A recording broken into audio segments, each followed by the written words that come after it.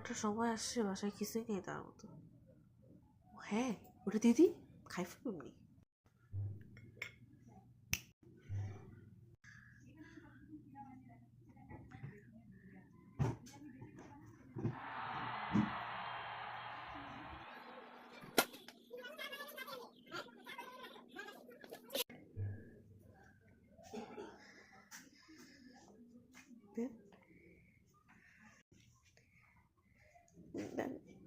আরে এটা কি দরকার ছিল?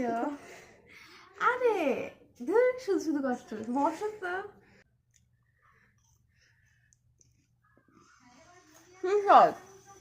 অনেক মজা সত্যি। শেষ।